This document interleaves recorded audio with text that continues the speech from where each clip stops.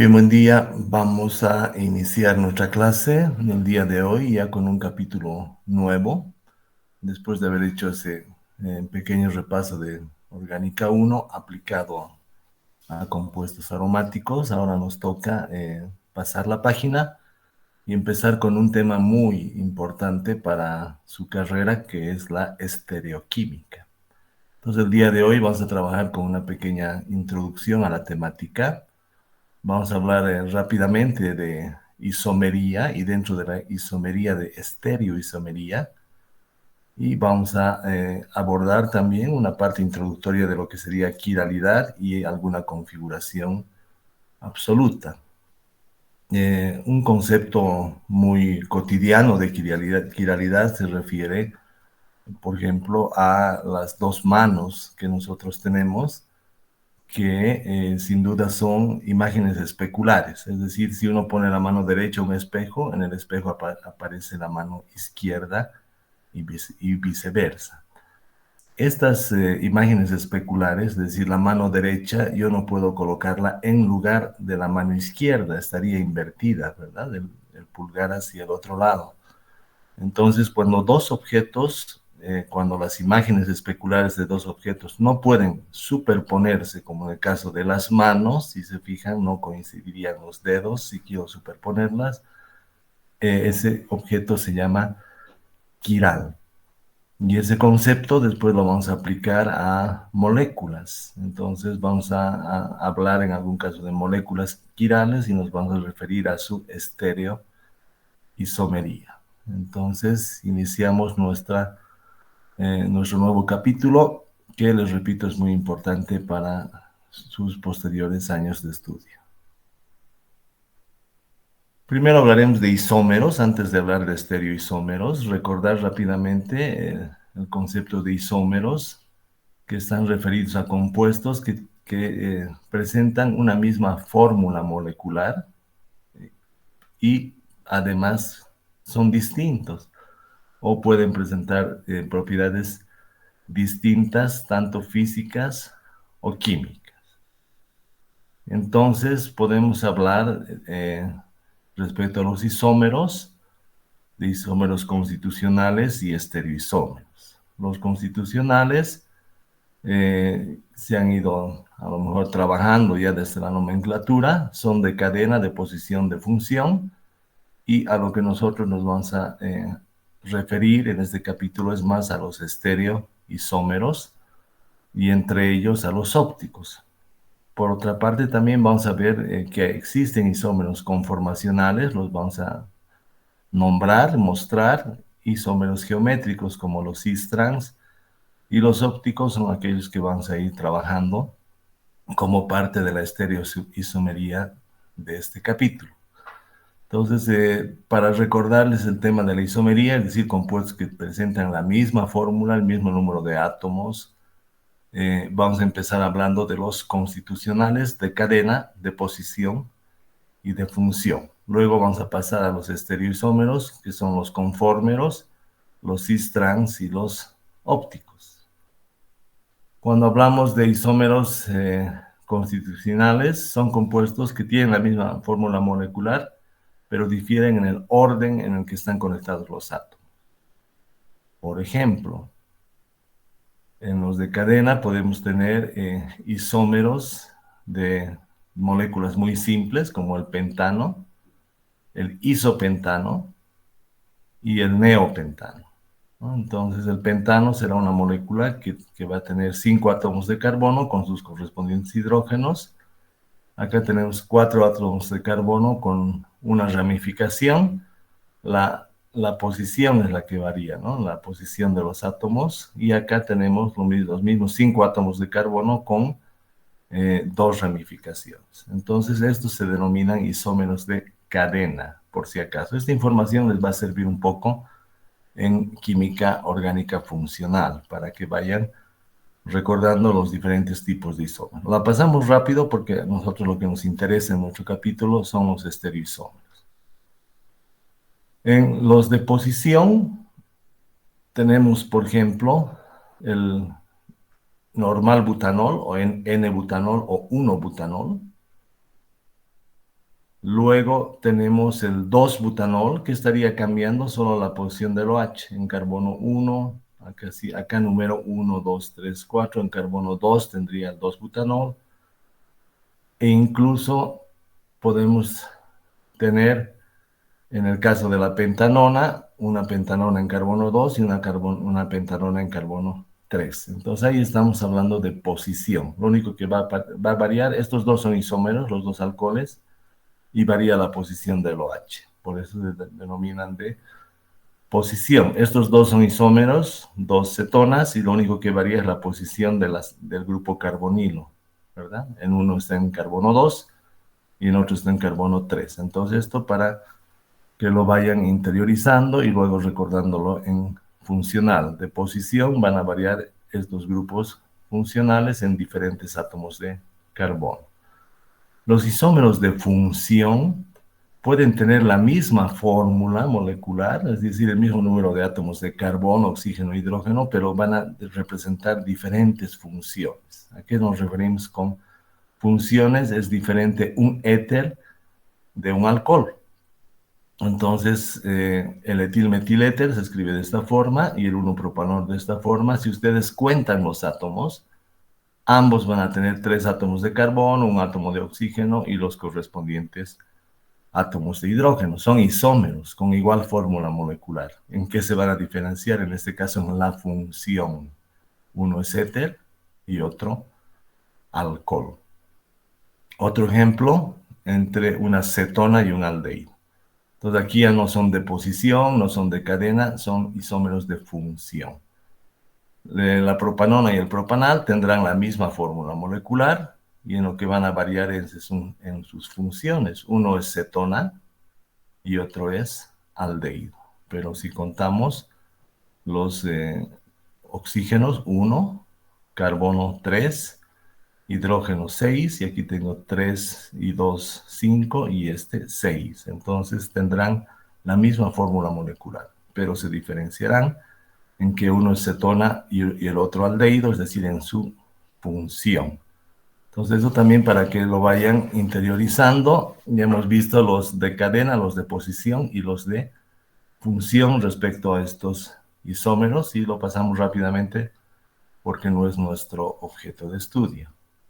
Un último ejemplo, un éster y un ácido carboxílico. También van a ser isómeros con igual fórmula molecular, el mismo número de átomos de carbono, de oxígeno y de hidrógeno, pero van a ser diferentes funciones. Uno es éster y otro ácido carboxílico. Todos estos son entonces isómeros de función.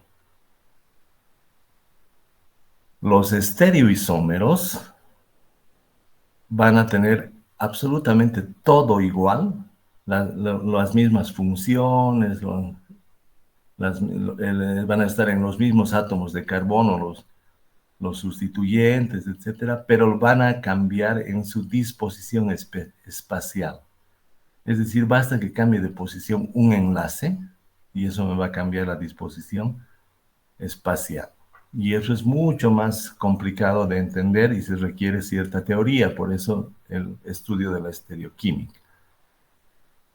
Entonces, dentro de estos isómeros, estereoisómeros, vamos a ver rápidamente los conformeros o la isomería conformacional, que se refiere a la libre rotación que puede existir entre los enlaces simples.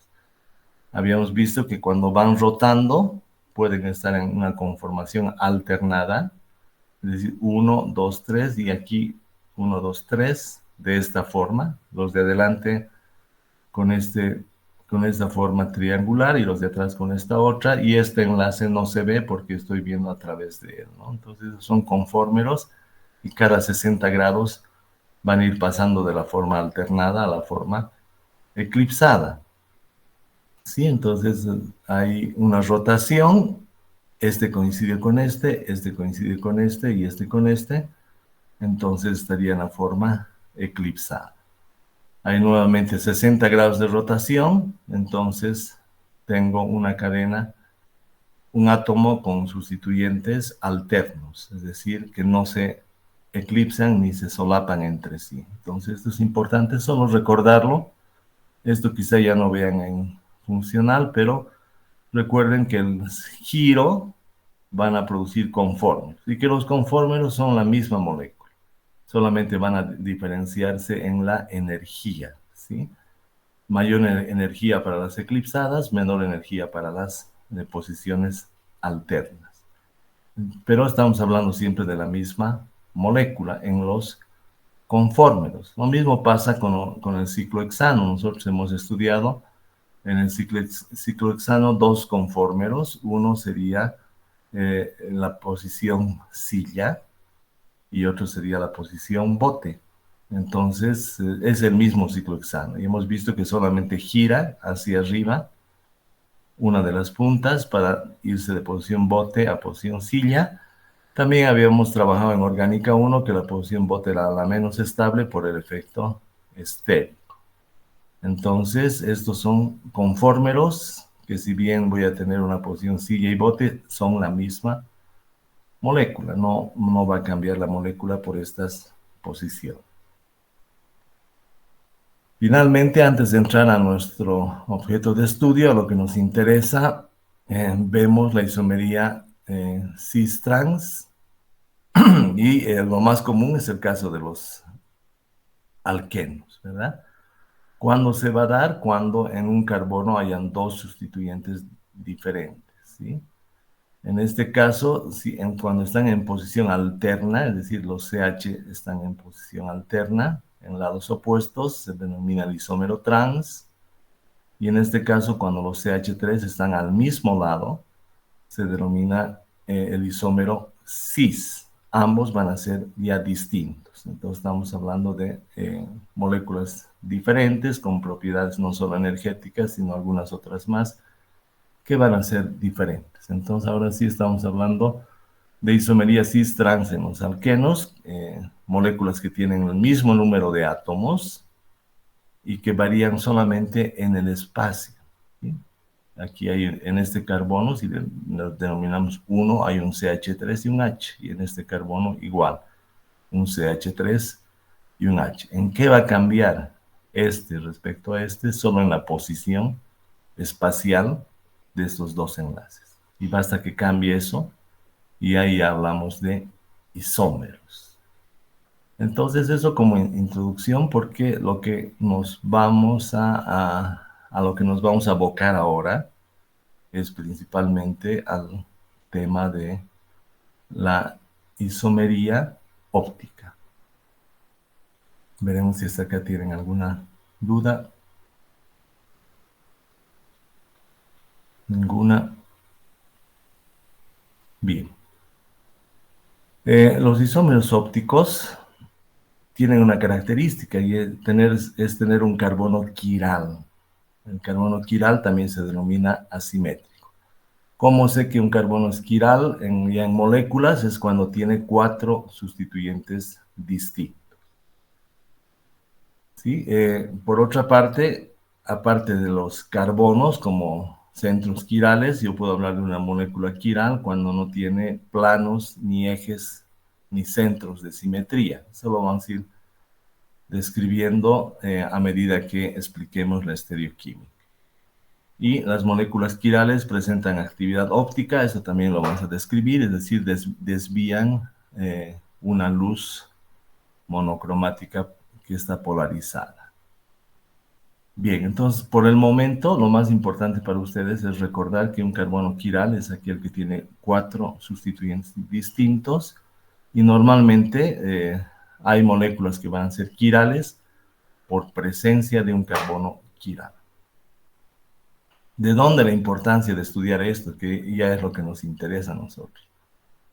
La quiralidad es una propiedad que está presente en la naturaleza, es decir, en la vida, y la mayoría de los compuestos biológicos son quirales.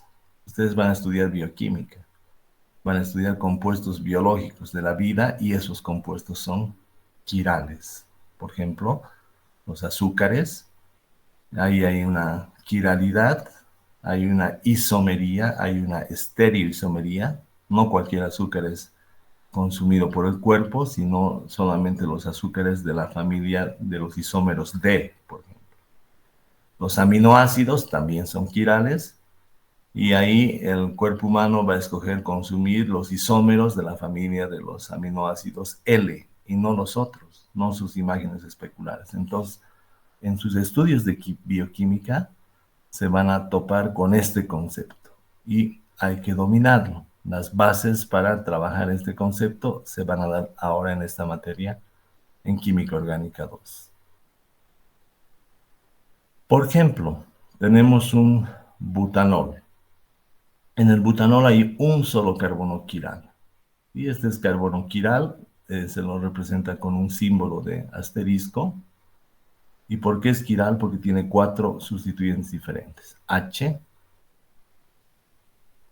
CH3, CH3, un etil, CH2CH3 y un OH. Entonces, como tiene 4 sustituyentes diferentes, se dice que este 2-butanol tiene un carbono quiral.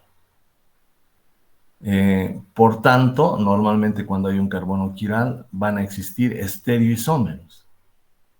¿Sí? Si yo dibujo en forma tridimensional, representando mi carbono quiral como el centro, y fíjense, hay 4 constituyentes diferentes en colores también diferentes, verde, amarillo, blanco y celeste. Y este es mi carbono quiral, lo represento como un tetraedro tridimensional y voy a imaginar que pongo un espejo y al otro lado del espejo aparece la imagen especular. ¿Sí? Entonces, si aquí hay el OH, en el espejo habrá OH, arriba estará el CH3, a la derecha estará el etil y entrando a la izquierda el hidrógeno. Bien, estos dos, por la presencia del carbono quiral, ya son isómeros denominados enantiómeros. ¿Qué es lo único que va a variar? La posición de uno de los enlaces.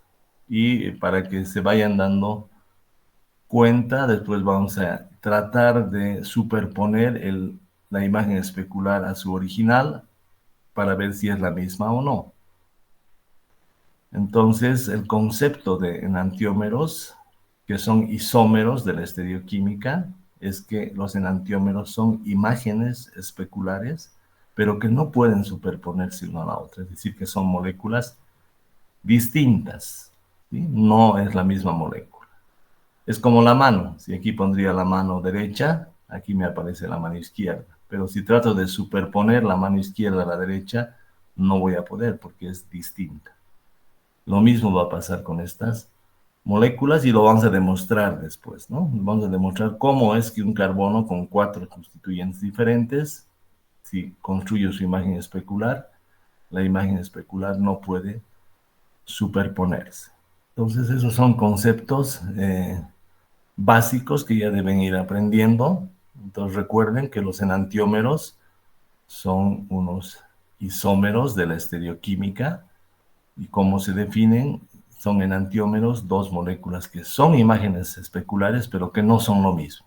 Es decir, que no pueden superponerse. Bien, veremos si tienen dudas. ¿No? Entonces, cuando veamos más isómeros de la estereoquímica, como ya hemos visto, estos dos son imágenes especulares. Las flechas horizontales en rojo serán imágenes especulares, ¿verdad? Imagen especular de este. Después vamos a demostrar cómo no pueden superponerse, pero estos dos no se pueden superponer y por lo tanto estos dos son enantiómeros. Entonces en amarillo aquí vemos que esta molécula, si yo construyo su imagen especular, entonces si quiero superponerla no voy a poder. Como no puedo superponerla, entonces se van a denominar enantiómeros. ¿Sí? Cuando tengo 2 isómeros que tienen exactamente los mismos átomos, pero que no son imágenes especulares, esos se van a llamar diastereoisómeros, ¿sí? O diastereoisómeros o diastereoisómeros, dependiendo del libro que se consulte. Entonces, en este caso, solamente de una forma introductoria. Después vamos a estudiar a detalle todo esto de los enantiómeros, los diastereoisómeros. No se preocupen, estamos dando una introducción y estamos definiendo los tipos de isómeros, así como hemos visto los de cadena, los de posición, los de función. Aquí estamos viendo enantiómeros y ahora diastereoisómeros, ¿verdad? Entonces, enantiómeros, solamente para ir familiarizándonos con el concepto, imágenes especulares que son distintas, es decir, que no pueden superponerse. Diastereoisómeros es cuando ni siquiera son imágenes especulares. Entonces, si ustedes ponen este al lado del otro, se van a dar cuenta que no es su imagen especular. Entonces, si no son imágenes especulares, pero tienen los mismos átomos, variando solamente en la posición de los enlaces, esos se van a llamar diastereoisómeros. Bien, eso es lo que decíamos hace un momento. Si se fijan, hemos visto isomería como resumen.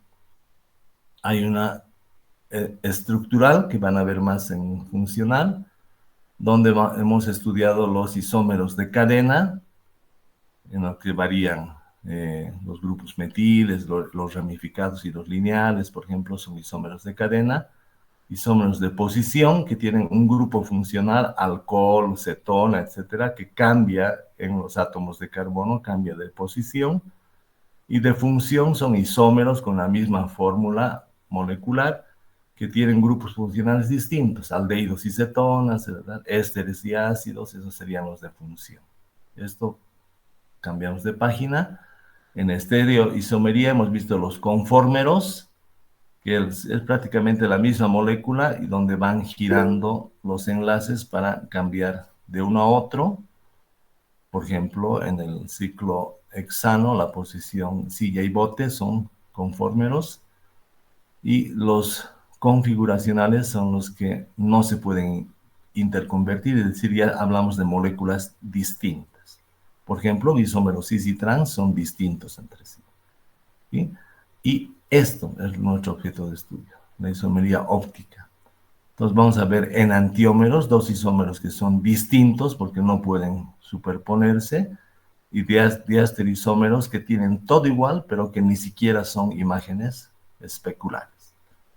Entonces, aparte de haber visto todo este mapita de isómeros que les va a servir como por lo menos esta parte en funcional, esto es lo que vamos a estudiar a continuación. ¿Y por qué la importancia de estudiar estos isómeros, estas moléculas que son quirales?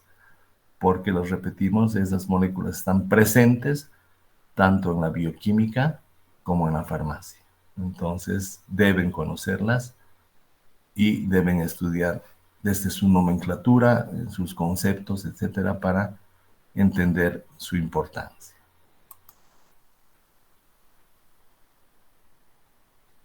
Sí, enseguida vamos a volver a explicar lo del carbono quiral. Por el momento es solamente entiendan carbono quiral como aquel que tiene 4 sustituyentes diferentes. Entonces, enseguida vamos a volver a explicar, pero lo podemos mostrar rápidamente. Un ejemplo de carbono quiral. Lo vamos a mostrar enseguida. Es este. ¿Sí? El carbono, este carbono 2, que es este, va a tener 4 sustituyentes diferentes. OH, OH. CH3, CH2, CH2, CH3, ¿verdad? CH2, CH3. CH3, CH3 e hidrógeno. Entonces, este es un carbono quiral. Y en esta representación, esto es lo mismo que esto, pero no está en tridimensional, entonces decimos, este es un carbono quiral. Dependiendo la posición de los 4 enlaces de este carbono, puedo representar 2 moléculas, ¿no? Y eso es lo que vamos a ir explicando después. Por el momento, quiral, 4 sustituyentes diferentes, ¿sí? Cuando vean cualquier carbono con 4 sustituyentes diferentes, aquí está en colorcito, está, ¿no?, la diferencia entre los 4. Eso es un carbono quiral. Bien, entonces les decía que de todo esto, lo que vamos a estudiar nosotros es la parte óptica, porque eso tiene sus aplicaciones. en bioquímica y en farmacia. Entonces ya entendemos que es necesaria la estereoquímica. ¿Y por qué? Hay una estereoespecificidad por ciertos sustratos. ¿Y a qué se refiere esto? La enzima reconoce a un sustrato por el simple hecho de que cambie una posición. Si este X lo pongo aquí y el Y lo subo arriba, esta enzima ya no lo reconoce. O sea, es el mismo isómero, tiene los mismos átomos, etcétera. Basta que cambie un par de enlaces en su posición espacial, la enzima no la reconoce y eso se llama estereoespecificidad. Entonces la enzima va a reconocer ciertas moléculas y su imagen especular ya no. Por ejemplo, en el caso de los sustratos L o D en azúcares y aminoácidos. Habíamos dicho en azúcares solamente va a reconocer la imagen especular D y no la L. Y es como decir, reconoce la mano derecha y no la izquierda, la enzima. Y en aminoácidos va a reconocer la mano izquierda y no la derecha. Eso se llama estereoespecificidad y por eso es importante, ya empezamos a darnos cuenta la importancia de conocer las moléculas con su estereoquímica, porque las enzimas solo reconocen un tipo de molécula y diferencian entre los estereoisómeros, son selectivas, ¿no? Son estereoespecíficas y estereoselectivas las enzimas respecto a los grupos químicos. Por ejemplo, este es un aminoácido y este puede ser su imagen especular. Nosotros podemos nombrar a los enantiómeros como L o D, como vamos a ver a continuación, o S y R. Esto vamos a aprender cómo nombrarlos, vamos a saber cuándo es L, cuándo es D, vamos a saber cuándo es S y cuándo es R. Hoy estamos mostrando la importancia de esta estereoquímica, ¿no? Entonces, si tenemos dos compuestos que serían aminoácidos, uno va a ser reconocido y otro no por una enzima. Pero la enzima es capaz de reconocer un aminoácido, por ejemplo, un aminoácido R y el otro S no. ¿Cuál va a ser la única diferencia entre esta molécula y esta molécula? La que es reconocida tiene el OH saliendo hacia mí y hacia su izquierda un COO, ¿sí? Y esta otra al revés, tiene el OH a la izquierda y saliendo hacia mí un carbono, oxígeno, oxígeno. Entonces han cambiado solo estos dos enlaces. Lo demás es lo mismo. Basta que cambien estos dos enlaces, si se fijan, son diferentes los dos enlaces, son lo mismo, ¿verdad? OH, OH, COO, COO. La posición ha cambiado. Este está saliendo y este está a la izquierda. Y aquí al revés, se está saliendo el COO y a la izquierda el OH. Basta que cambie esa posición, la enzima no la reconoce. Entonces eso es importante. Y por ejemplo aquí ya empezamos a trabajar una transformación bioquímica.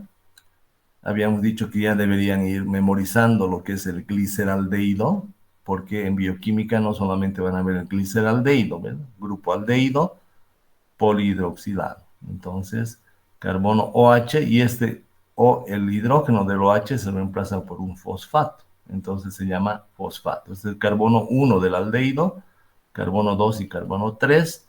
Y en el 3, en el oxígeno del 3 va a haber un fosfato. Este es el gliceraldehído 3-fosfato, que ya lo van a ver en bioquímica. Y también les habíamos pedido que memoricen la dihidroxiacetona.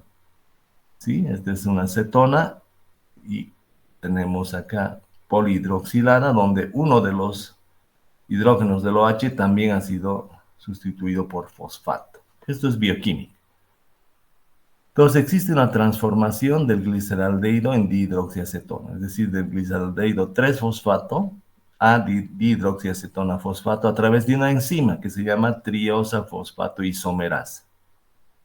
Entonces son isómeros de función, ¿verdad?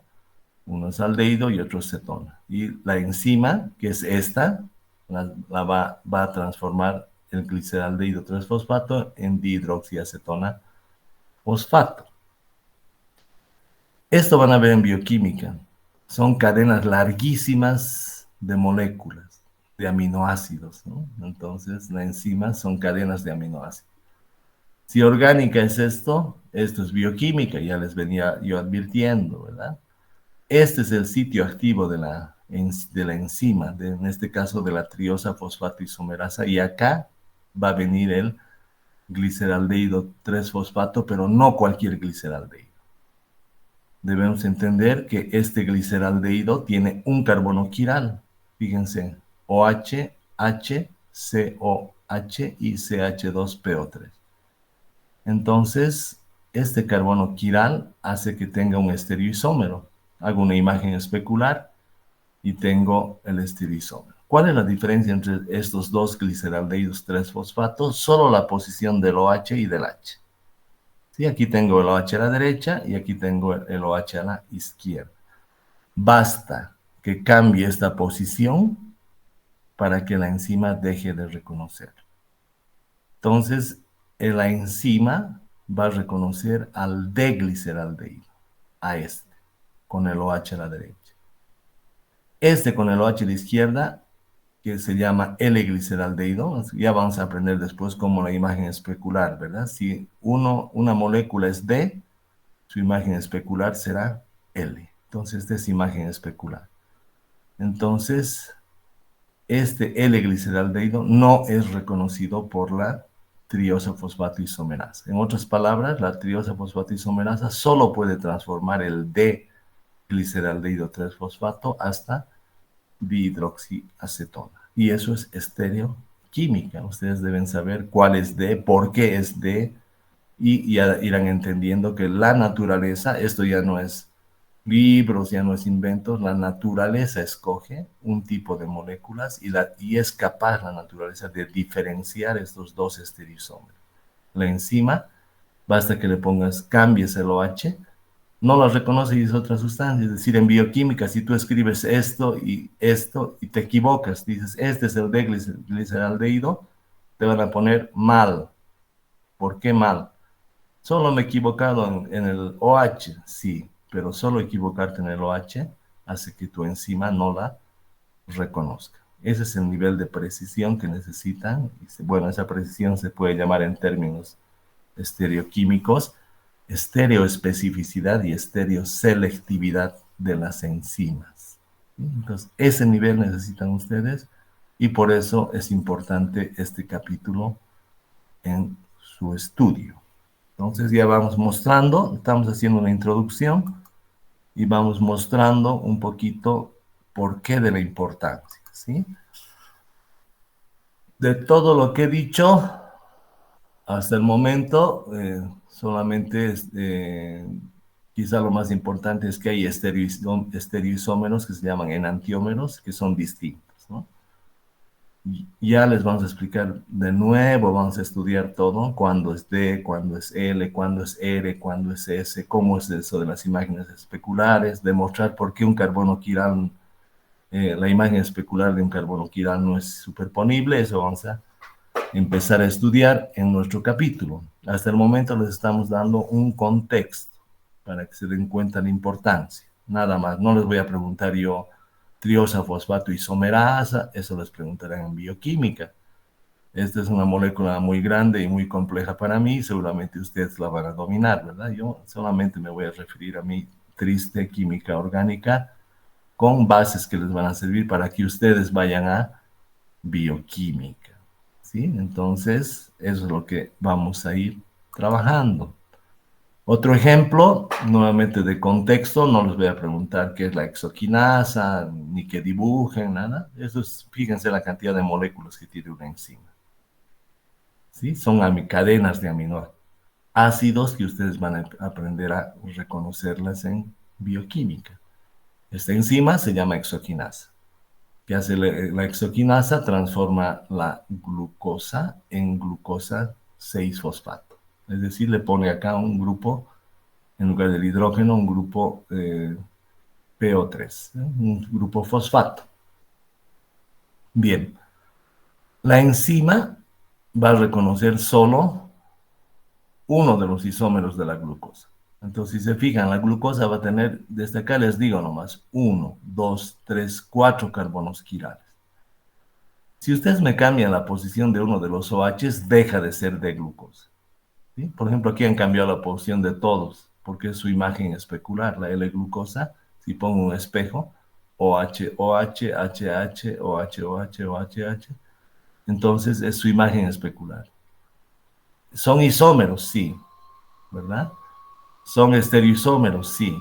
¿Son enantiómeros? Sí, porque son imágenes especulares que no se pueden superponer. Y son distintos. De estas dos, la enzima solo reconoce la D-glucosa. ¿Sí? Por si acaso, esto también ya debería estar avanzado.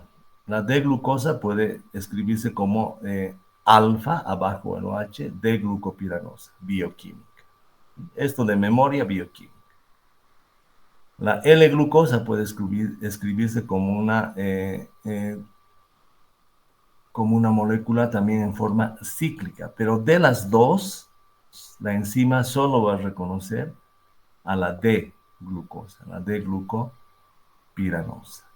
Entonces eso es muy importante, ¿sí? De las dos solamente vamos a reconocer a la D-glucosa en su forma lineal o en su forma cíclica. En este caso, en la forma cíclica, la enzima la reconoce, está como ciclo, reconoce la posición de los OHs y de acuerdo a eso recién transforma la glucosa en glucosa 6-fosfato que ya va a entrar a los ciclos, ¿verdad? A los ciclos metabólicos que van a estudiar en bioquímica.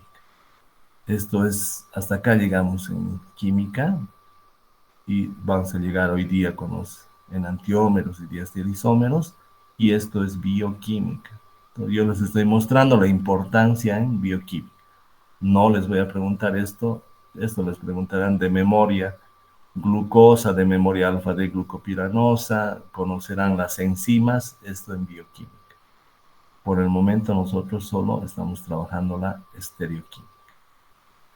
Y ahora vamos a los conceptos. Ahora sí empezamos a avanzar un poco para que se sitúen en lo que es quiralidad, en lo que es carbono quiral, en todo eso. ¿No hay preguntas hasta acá? ¿No? Bien. Entonces, después de contextualizar y hablar de la importancia y que ustedes hayan visto, no solamente es importante en bioquímica, sino en farmacia. Después ya vamos a ver que un fármaco, por ejemplo, un fármaco con la mano derecha hace bien y el otro destruye o daña o mata o produce deformación. Entonces es así. En farmacia también hay compuestos quirales, hay estereoisómeros, uno bueno y el otro con consecuencias catastróficas para la salud. Entonces, ahí está la importancia. Ahora empezaremos a estudiar ya que sabemos por qué vamos a estudiar y por qué es importante. Entonces, trabajaremos el concepto de quiralidad. Entonces, un objeto es quiral si su imagen especular es diferente del objeto original. Entonces, ya hemos dicho, pongan su mano derecha y pongan su mano izquierda. Si se fijan, son imágenes especulares. Si las ponen frente a frente, y ustedes se dan cuenta, si yo pongo al espejo mi mano izquierda, aparecerá a la derecha o viceversa, y la mano izquierda y derecha son imágenes especulares. Ahora intenten superponer su mano derecha a la izquierda, no van a poder. Y eso es el concepto de quiralidad. ¿Sí? Si la imagen especular no se puede superponer, entonces digo que el objeto es quiral. ¿Verdad? Entonces, el concepto de quiralidad está en las manos, y de ahí viene el nombre, ¿no? Quiros está asociado con las manos, quiromancia son aquellos que leen las líneas de las manos, entonces de ahí viene el nombre de quiralidad. El mejor ejemplo, las manos. Ahora tomemos una silla simple, ¿sí? Yo puedo construir la imagen especular de una silla simple que no tiene apoyadero, por cierto, para las manos ni para escribir, una silla de comedor común, y construyo su imagen especular. Cuando voy a traer esta imagen especular hacia el original, hacia el objeto original, entonces sí puedo superponer. Por lo tanto, como es lo mismo, tu imagen especular va a ser la misma que la original, entonces no va a ser un objeto quiral. Esos son los conceptos básicos. Y podemos hablar de quiralidad en objetos. Y ahora vamos a aplicar ese concepto de quiralidad a moléculas. Las manos son imágenes especulares no superponibles, son distintas. Entonces las manos son quirales. Los zapatos pueden ser también, si yo pongo mi zapato derecho a un espejo, que va a aparecer el zapato izquierdo, o viceversa. Si pongo el izquierdo a un espejo, dentro del espejo va a aparecer el zapato izquierdo, derecho izquierdo o izquierdo derecho. Cuando quiero superponer el zapato izquierdo al derecho, no puedo. Entonces, ¿qué son? Compuestos o objetos quirales. Entonces, la mano, los zapatos son ejemplos de eh, objetos quirales. De la misma forma, cuando tengas un carbono con 4 sustituyentes diferentes, tú puedes construir su imagen especular. Y enseguida vamos a demostrar cómo es que cuando tomo esta imagen especular y la quiero superponer, no van a coincidir los 4 sustituyentes. Solamente podemos hacer coincidir 2 y otros 2 van a variar. Entonces, está por demostrarse, lo vamos a hacer ahora con las diapositivas y también vamos a hacer una clase presencial con modelos moleculares para demostrar cómo un carbono con 4 sustituyentes diferentes puede tener una imagen especular que es distinta, que es otra molécula que no coincide. ¿Sí? Entonces, eso se aplica a nuestro concepto de quiralidad desde objetos como manos y zapatos a las moléculas, entendiendo el concepto de carbono quiral como aquel que tiene 4 sustituyentes diferentes. Ya estamos empezando a adentrarnos en lo que sería nuestra materia, estereoquímica. Esto ya tienen que ir aprendiendo. Lo anterior era un contexto. Este es un ejemplo de carbono quiral y represento sus 4 sustituyentes con colores diferentes. Y entonces, cuando un carbono tiene 4 sustituyentes diferentes, se llama quiral. Ese es el concepto, ya debe quedar hasta memorizado de tanta repetición. Volvemos a explicar esto. Los carbonos con 4 sustituyentes diferentes son como las manos, es decir, su imagen especular.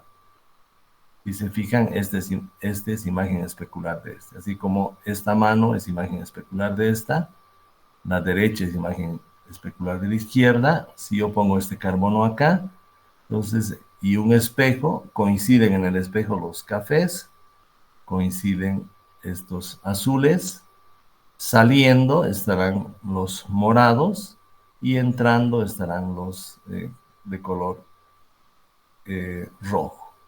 Entonces, esta es una imagen especular de esto. La imagen especular, cuando tenga un carbono quiral, es como la mano, es quiral, no va a poder superponerse. Entonces, demostraremos eso. ¿Este carbono es quiral o no es quiral? ¿Qué dicen? Este es un carbono con 4 sustituyentes. No es quiral porque ya tiene 2 hidrógenos, entonces no va a tener 4 sustituyentes diferentes. ¿Sí? Si hago su imagen especular, entonces digo, acá está el bromo, arriba está el CH3, saliendo hacia mí un hidrógeno y entrando el otro hidrógeno.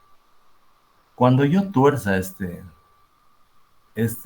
imagen especular para superponer, entonces la original, ¿cuál sería? CH3Br, atrás tenemos CH3Br, hidrógeno, hidrógeno.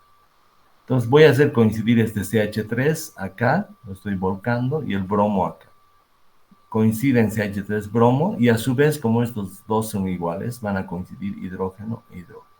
La imagen especular se superpone, es decir, no es quiral, y estos por lo tanto no serán estereoisómeros, no serán enantiómeros. Entonces fíjense, un carbono que no tiene 4 sustituyentes diferentes, y yo construyo su imagen especular, digo, es la misma, esta molécula es la misma que esta.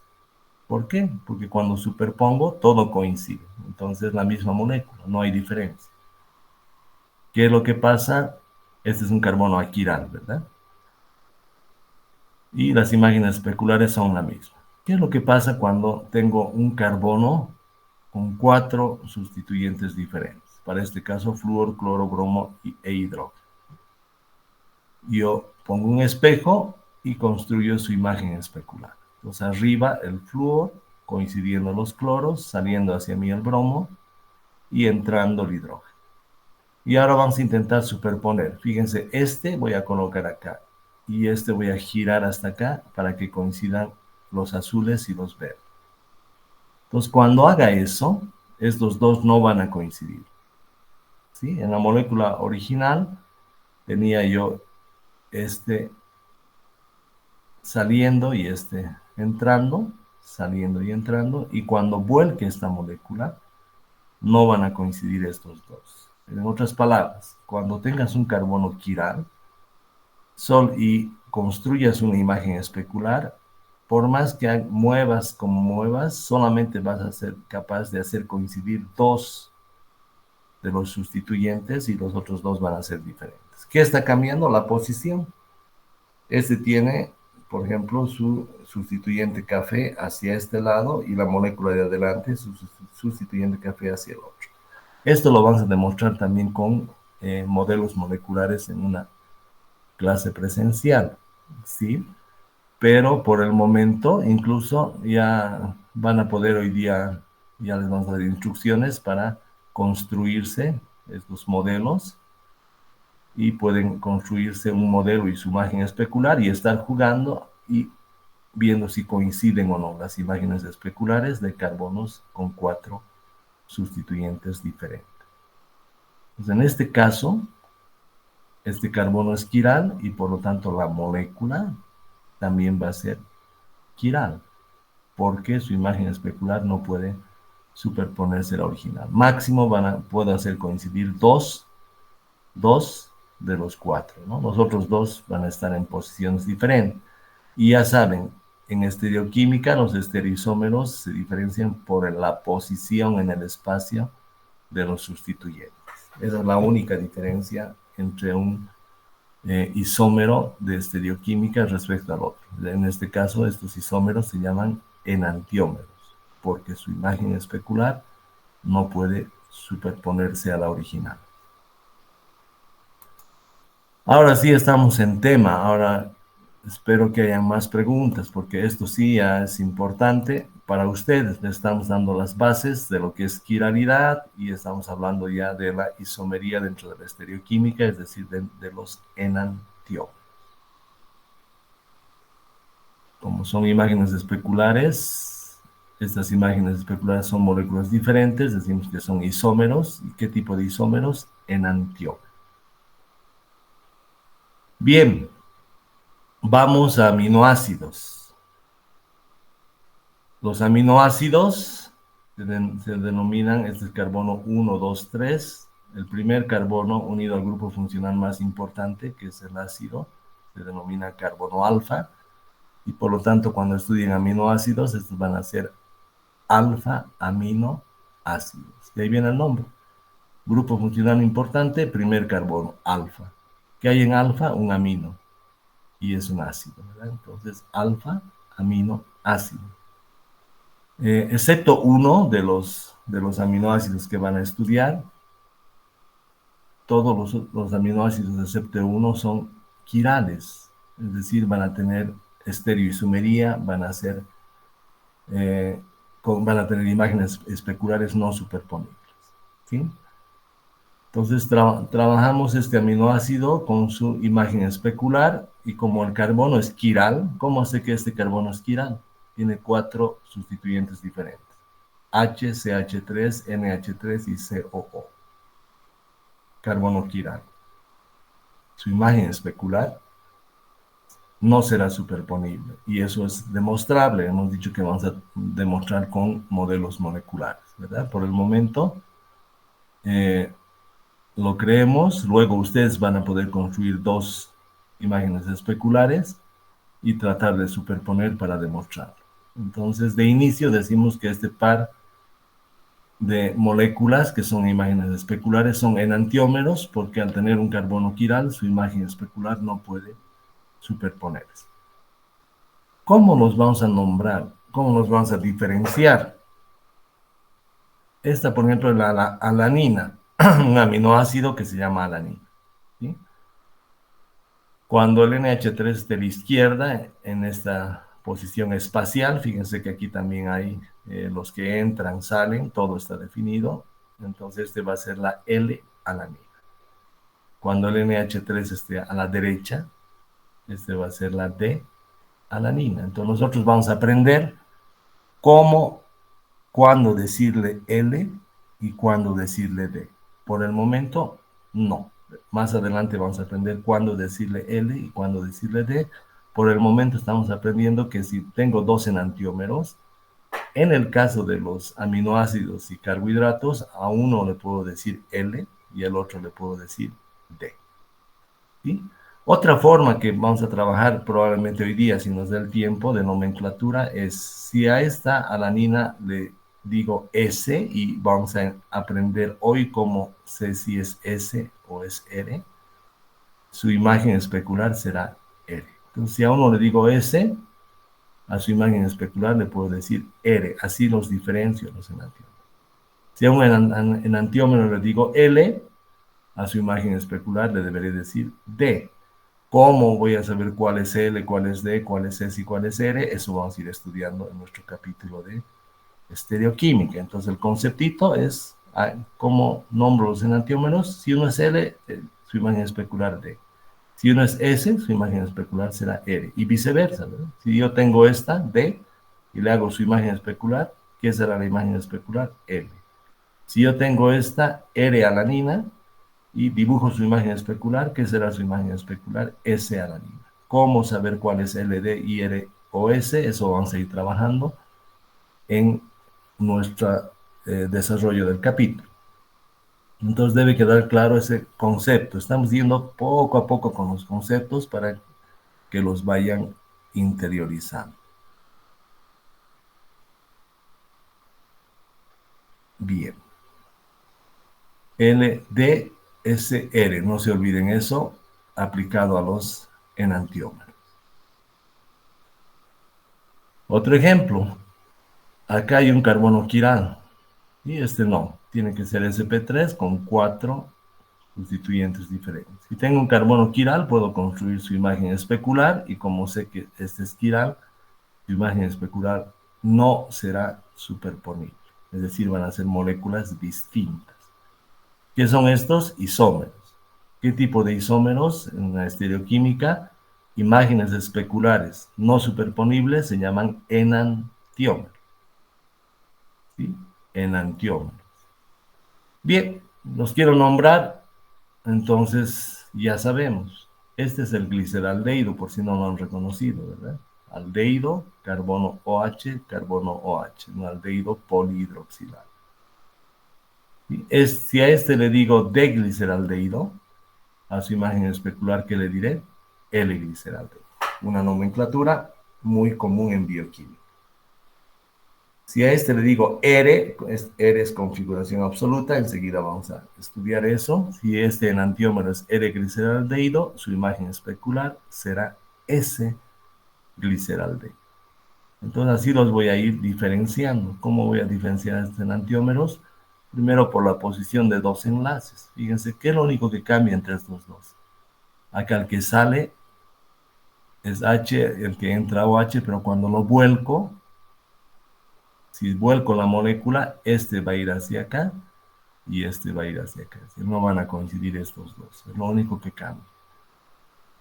Y nosotros ya vamos a aprender cómo podemos decir si este es D, o si este es L, o si este es R, o si este es S. Esto es lo que vamos a ir aprendiendo a continuación. Por el momento ya saben, si un enantiómero es D, el otro será L, y si un enantiómero es R, el otro será S. de LRS. Bien. Entonces no se extrañen en encontrar en libros un R más gliceraldehído, se refiere a uno de los enantiómeros del gliceraldehído, o un S menos gliceraldehído. ¿A qué se refiere este más y menos? Esto ya es una determinación experimental. Habíamos dicho que los isómeros, en este caso estereoisómeros, son isómeros ópticos, es decir, que desvían la luz polarizada. Entonces el N-gliceraldehído, si yo lo pongo a un polarímetro, es capaz de desviar hacia la derecha, por eso el signo más. ¿Sí? Y el S-gliceraldehído, si lo pongo a un polarímetro en un laboratorio, me desvía la luz polarizada hacia la izquierda. Entonces este más significa desviar la luz polarizada a la derecha y desvía la luz polarizada a la izquierda. Y fíjense los enantiómeros. Si un enantiómero desvía hacia la derecha, el otro desviará su imagen especular hacia la izquierda. Entonces, si este, digamos, desvía 16 grados a la derecha, este será 16 grados a la izquierda. Más 16, menos 16. Entonces, son formas también de conocerlo y cuando busquen en libros ya saben, RA es de los enantiómeros. ¿Cómo voy a encontrar R? Ya me van a explicar en orgánica, ¿no? S es el otro enantiómero, por la nomenclatura RS, ¿sí? O DIR. Y si ven estos signos en los enantiómeros, esto está relacionado al desvío de la luz. Si la desvía a la derecha, positivo; si la desvía a la izquierda, negativo. Los enantiómeros son inversos.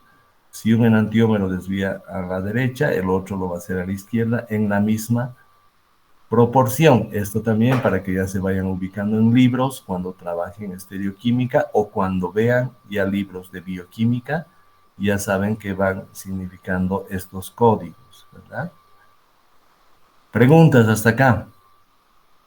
Ninguna. Bueno, seguimos.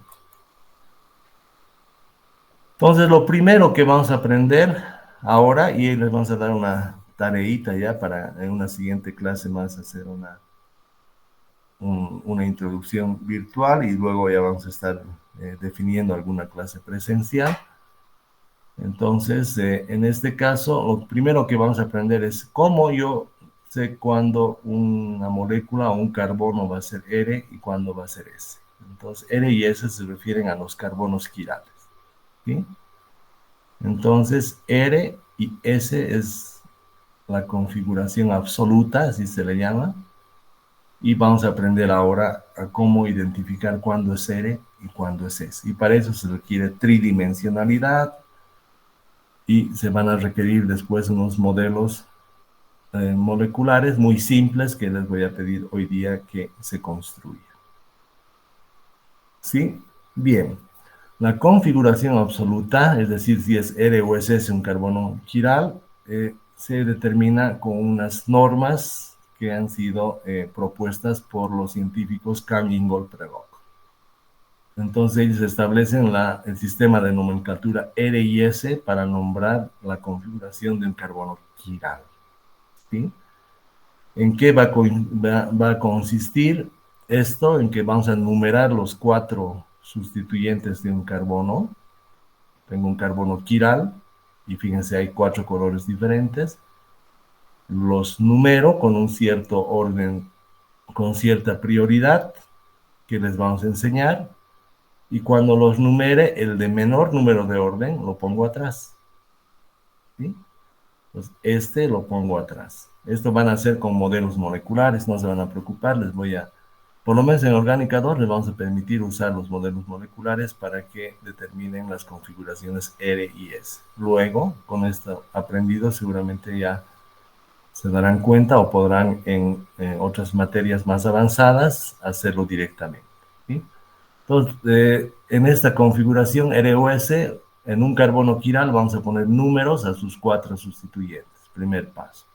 Segundo paso, vamos a poner el 4 atrás. Si pongo el 4 atrás, este enlace ya no veo. ¿Sí? Estoy mirando por acá. Entonces, carbono y 4 atrás. Carbono y 4 atrás. Y ya no me interesa el 4. Lo eclipso con el carbono. ¿Sí? Y voy con la numeración del 1 al 2 y del 2 al 3.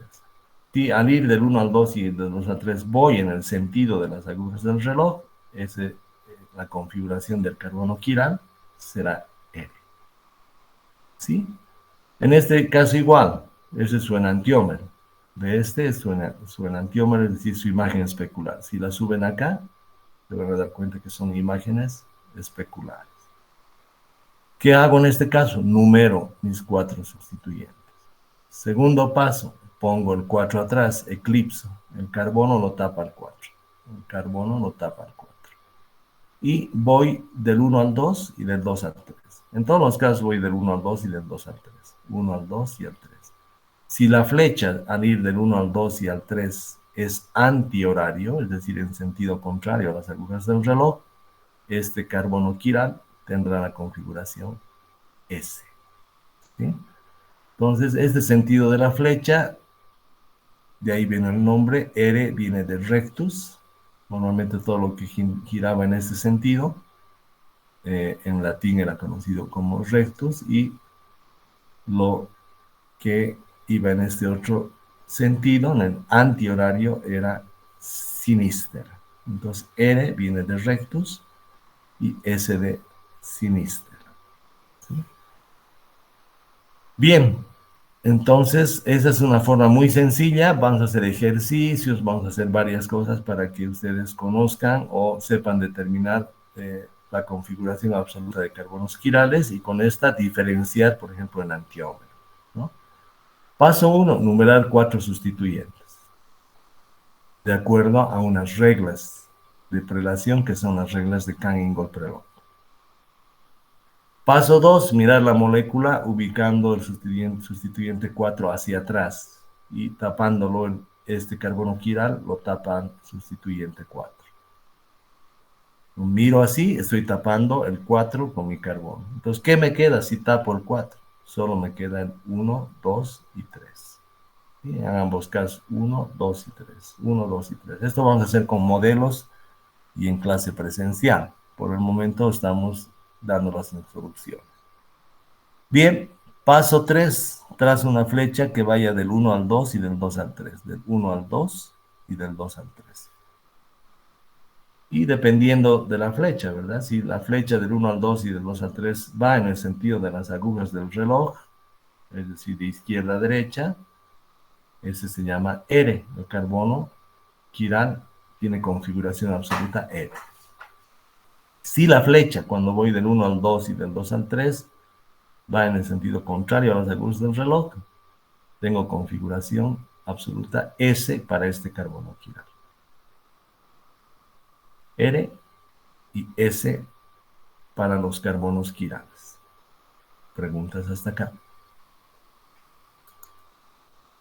Ninguna.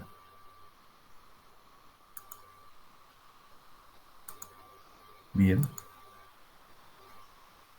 ¿Cómo vamos a numerar? Esto es importante y es parte de su examen, ¿verdad? Entonces, ¿cómo vamos a numerar esto? En función a los números atómicos. ¿Sí? Por ejemplo, tengo un carbono quiral que tiene 4 sustituyentes diferentes. ¿Qué es lo que hago? Primero me fijo los átomos directamente unidos al carbono quiral. Y atiendan bien, esta ya es parte del avance de materia y esto sí tienen que saber. Están subrayados en rojo los átomos que son los primeros que van a recibir numeración. ¿Sí? En este caso tengo carbono, carbono, oxígeno, porque el que está unido al carbono es el oxígeno, e hidrógeno. Y les pongo sus números atómicos, del carbono 6, 6, del oxígeno 8 y del hidrógeno 1. Bueno, entonces el que tiene mayor número atómico, dice, se le asigna la mayor prioridad. 6, 6, 1, 8 al oxígeno con un número atómico 8, ese será el 1. Este será el 1. Y el que tiene menor número atómico, 1, este será el 4. Entonces, fíjense, este 1 es por el que tiene mayor número atómico. Y este que tiene el menor número atómico es 4. En este caso hay empate. 6 y 6 están empatando. dice, en caso de igualdad para el primer grupo de átomos, es decir, carbono y carbono, me fijo los átomos contiguos a lo largo de la cadena. Es decir, aquí me voy a fijar los 3 enlaces de este carbono y aquí los 3 enlaces de este carbono.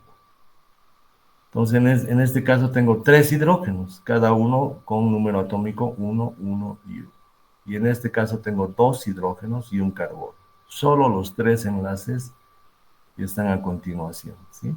Los 2 carbonos y un hidrógeno. Por lo tanto, es 6, 1 y 1. ¿Cuál gana? Porque tengo que poner el mayor número atómico. Gana este. Por lo tanto, este es 2 y este es 3. Nuevamente, porque esto ya es hasta para que ustedes entren a resolver exámenes. Tengo carbono quiral con 4 sustituyentes diferentes. La regla de Canning-Prelog me dice, primero me fijo en el átomo directamente unido a mi carbono quiral. Este es carbono, ¿verdad? Este está unido al carbono quiral. Acá, carbono. Acá, oxígeno. Y acá, hidrógeno. Le pongo los números atómicos, ¿sí? Carbono 6, carbono 6, oxígeno 8, hidrógeno 1. Al mayor número atómico en la mayor prioridad. Entre 6, 8 y 1, ¿cuál es el mayor? 8. Entonces le pongo número 1. ¿Sí? Puedo irme al final directamente. El menor número atómico es el más chiquito, es el hidrógeno, 1. Y ese le pongo al final. ¿Por qué hago estos dos? Porque estos me están empatando. Y este es 6 y este es 6. Entonces tengo el mayor, uno de estos dos estará en segundo lugar y en último lugar estará el hidrógeno. Entonces ya he numerado este, el 1 y este, el 4. Cuando empatan, dice en el primer átomo, me fijo los enlaces que están unidos a este átomo. En este caso tengo hidrógeno, hidrógeno, hidrógeno, números atómicos 1, 1 y 1. Y en este caso hidrógeno, hidrógeno y carbono. Números atómicos 6 del carbono y 1 y 1 del hidrógeno. Este es mayor a este. Por lo tanto, este es segundo, este es tercero. Entonces, números. Primero el oxígeno. De los dos carbonos que están empatando, este es el segundo. Este es el tercero. Y el último, el que tiene menor número atómico, es el hidrógeno, el 4. Ya numerado. ¿Sí? Cuando veamos algunos otros ejemplos, los dobles enlaces se enumeran doble. Por ejemplo, doble enlace carbono se entiende enlace carbono-carbono, 6, 6. Doble enlace oxígeno sería oxígeno, oxígeno, 8, 8. Entonces, los enlaces dobles y triples se tratan como duplicando o triplicando los átomos. Doble enlace a carbono sería 6, 6. Doble enlace a oxígeno sería 8, 8. Eso para cuando veamos otros ejemplos. Estas son las reglas de Canning-Prelog. Si le pueden sacar un screen, esto digamos les va a dar una pauta de cómo numerar los sustituyentes en un carbono quiral. Bien, preguntas hasta acá. No, seguimos. Una vez que tengo numerado mis 4 sustituyentes, que hemos dicho, el 4 atrás, ¿sí? Y por lo tanto, si tapo en mi carbono quiral, si tapo al 4 con mi carbono quiral, voy a tener solamente 1, 2 y 3 al frente. Voy del 1 al 2 y del 2 al 3. Y si es en sentido horario, será ese.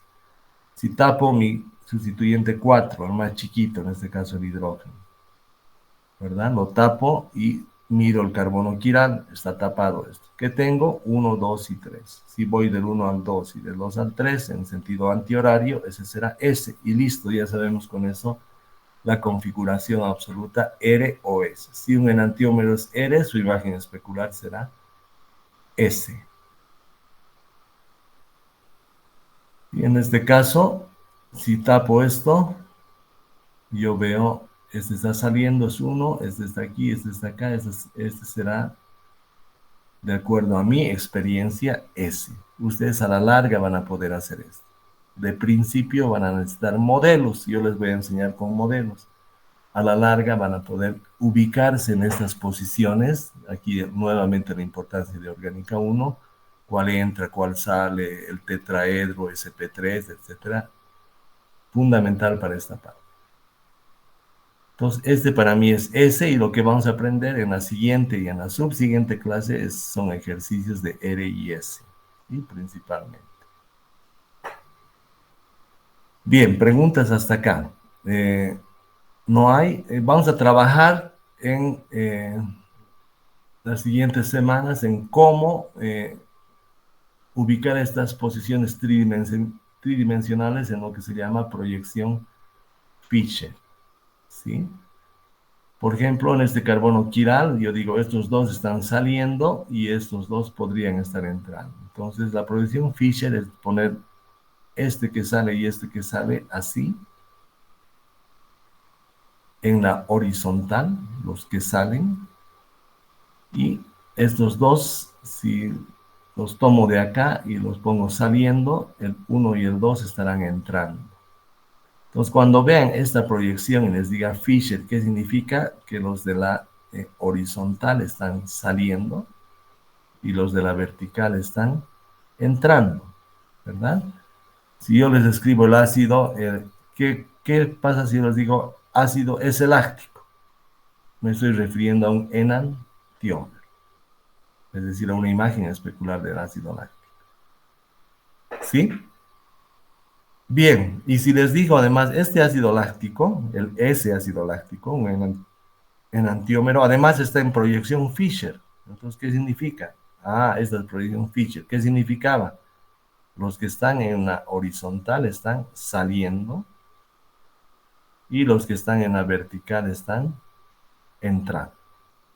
Entonces, eso también vamos a trabajar con un pequeño modelo molecular que les voy a mandar a hacer, ¿no? Entonces, lo primero que tenemos que entender también es que hay proyecciones Fisher, y cuando se les diga proyección Fisher, entiendan que los que están en la horizontal salen, son sustituyentes que salen, y los que están en la vertical, sustituyentes que entran. En la línea vertical siempre voy a tener la cadena más larga. Carbono 1, carbono 2, carbono 3. Y en la línea horizontal, en la proyección Fisher, voy a tener los sustituyentes, ¿sí? Entonces mi cadena principal va de aquí hacia abajo. 1, 2, 3. Y acá estarían los sustituyentes. Eso para la proyección Fisher, ¿sí? La horizontal salen hacia el observador, y la vertical entran hacia dentro del plano. Aquí está en el modelito. Estos dos salen, este está en Fisher. Estos dos salen, serían este y este, o este y este. Y estos dos están entrando, entonces serían este y este. Estos dos están entrando. Entonces, eso sería una proyección Fisher que también deben ir conociéndola. Si digo esto es Fisher, horizontal salen, vertical entra. ¿Sí? Fisher, estos están saliendo y estos están entrando. Cadena principal en la vertical. 1, 2, 3. Sustituyentes en la horizontal. Bien, ¿cómo hago para Fisher? Es sencillo, eso lo vamos a hacer también cuando hagamos la clase presencial. Agarran estos dos, si tienen un modelo molecular, toman estos dos. Es como si tomaran uno con la mano derecha y uno con la izquierda. Y lo colocan así. Entonces, si este está en tu mano derecha e izquierda, están saliendo los dos hacia ti. Y por lo tanto, los dos de la vertical van a estar entrando. Esto lo vamos a practicar con modelos moleculares, ¿sí? Entonces, ¿esto qué significa en Fisher? Cuando vean este cuadrado, ya saben.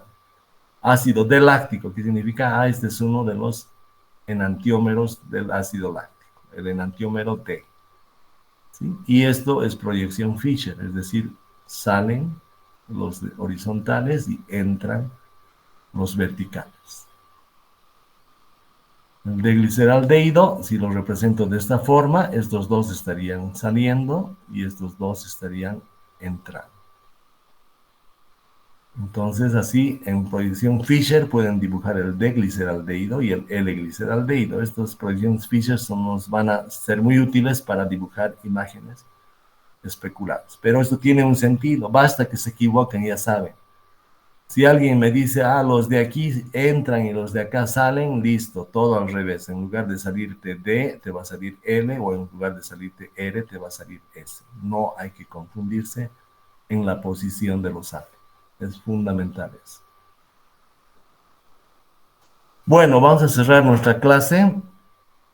Para reforzar esto de la configuración absoluta, vamos a hacer ejercicios la siguiente clase. Y ahí vamos a ver si un carbono quiral es R o es S. Y para eso yo les voy a pedir unos pequeños, sencillos modelos moleculares de carbonos quirales, ¿sí? Es decir, necesito una esfera con 4 sustituyentes diferentes, en forma de tetraedro, por si acaso. Este es un tetraedro.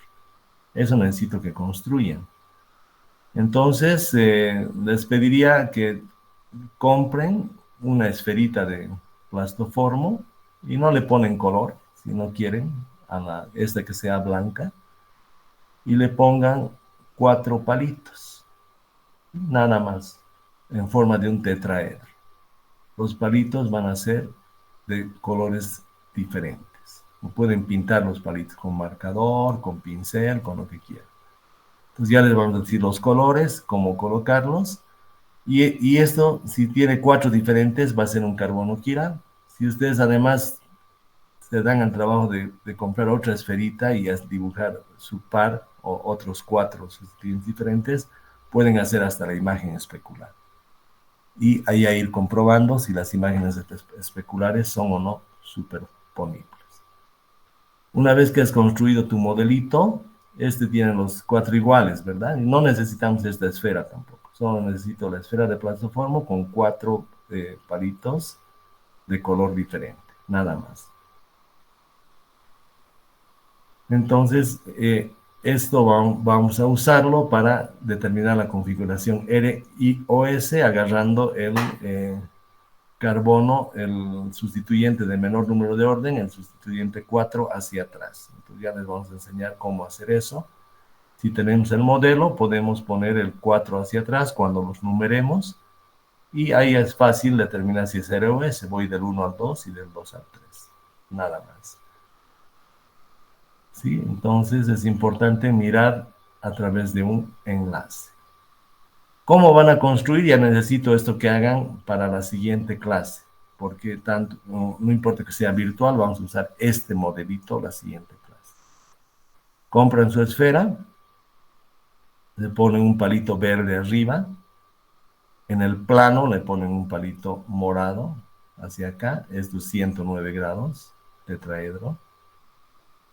Saliendo hacia ustedes le ponen un palito azul y entrando le ponen uno rojo. ¿Sí? Entonces, solo palitos, nada más. Entonces, esto necesito que construyan un tetraedro verde, morado, el que sale azul y el que entra rojo. Si lo hacen al revés, no va a funcionar. Si, digamos, ponen el azul entrando y el rojo saliendo, no van a poder hacer los ejercicios en la siguiente clase. Entonces, mucho cuidado. Verde, morado, azul y rojo. Eso es lo que necesito. Más o menos podría, para que vean los ángulos, 2 en el plano, uno que sale y otro que entra. Todos a 109 grados. Entonces me dibujan o me construyen ese tetraedro con una esferita y 4 palitos de colores diferentes pintados, no importa cómo. Si alguien se pasa el trabajo, puede hacer otra esfera y hacer su imagen especular de las 2 esferas acá. Y estar jugando ya a ver si pueden o no coincidir las imágenes especulares. Entonces, desde la forma, sin esferitas, solo requiero palitos de colores diferentes y eso necesitan para una siguiente clase. De manera que yo pueda ver desde algún ángulo, tapar uno de los sustituyentes y mirar los otros 3. Ese es el objeto, ¿no? Para el día de su examen, los que tengan sus modelos pueden usarlos. Ya los modelos para la siguiente clase sirven. El que no tenga modelos para la siguiente clase, este modelo no le va a servir la clase. Entonces, por favor, compren una esferita pequeñita, no importa. Y lo importante son los 4 palitos de colores diferentes en este orden. Verde, morado en el plano, saliendo hacia ustedes azul y entrando el rojo. En ese orden. Si lo hacen en orden diferente, no van a poder encontrar cuál es R, cuál es S, no van a poder determinar la configuración absoluta.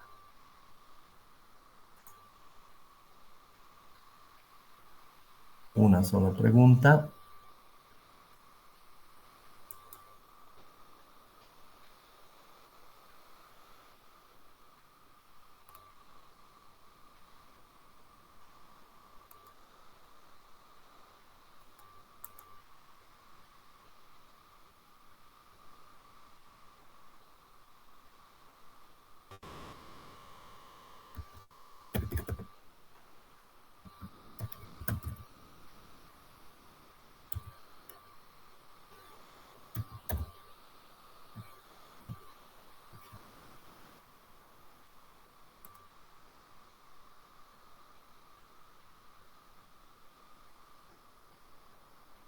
Bien. Vamos a ir concluyendo la clase.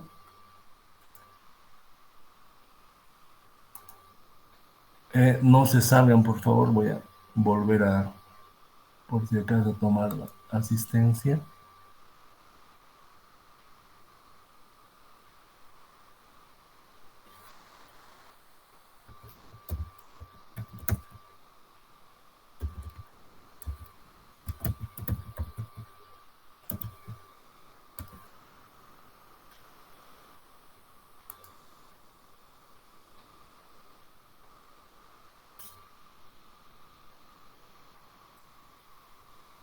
Bien.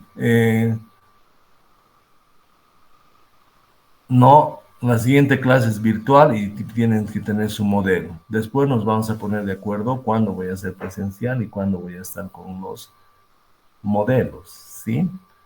Eh, por si acaso, para ustedes los presentes y para los representantes de curso, estoy tomando, era muy importante esta clase, entonces estoy tomando una asistencia y quizás de ahí salgan eh, retroalimentaciones para el segundo parcial, ¿no?